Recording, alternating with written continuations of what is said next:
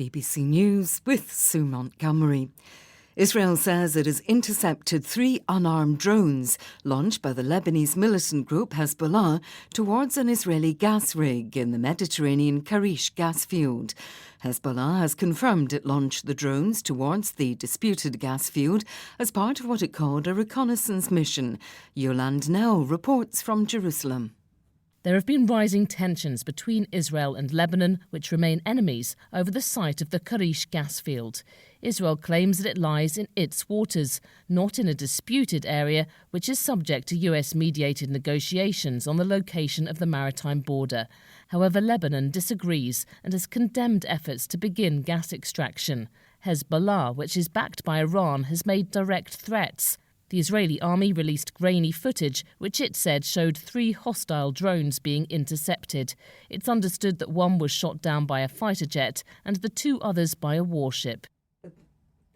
The Palestinian Authority says it's handed over the bullet that killed the Al Jazeera journalist Shireen Abu Akleh to US forensic experts.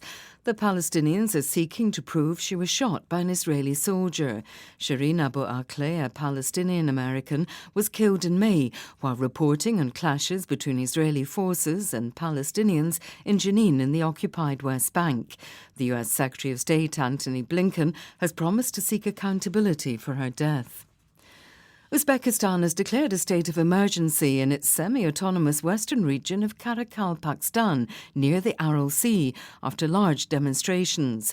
The protests by thousands of people in the regional capital, Nukus, on Friday were sparked by planned constitutional changes, which would remove the region's right to secede from Uzbekistan. The Uzbek president visiting the region now says Karakalpakstan's status will not be changed. Police in Nigeria have rescued 77 people, mostly children, from a church where they had been confined in the state of Ondo. From Abuja, Isaac Khalid. A police spokesperson told the BBC the church had been raided after a mother complained to the police that her children were missing and that she suspected they were in there. The Nigerian authorities say the victims, children and adults, had been invited to the church by clerics who told them that the second coming of Jesus was expected in April. The children left their schools to witness the event, but when nothing came to pass, they were told Jesus was not now expected until September. Many of the children looked bewildered when they were rescued. Police say they are investigating suspected mass abduction. The pastor of the church and his deputy have been arrested, while the victims have been taken into care by the authorities. The church has not yet commented publicly. BBC News. Fighting appears to be intensifying around the Ukrainian city of Lysychansk as Russian forces try to take the only remaining city in the Luhansk region not under their control. It's come under intense shelling, but a spokesman for the Ukrainian National Guard denied claims that Russian-backed fighters had now encircled the city. Moscow has made slow but steady gains in recent weeks. The former Pakistani Prime Minister Imran Khan has again alleged that a US-backed conspiracy led to the fall of his government in April.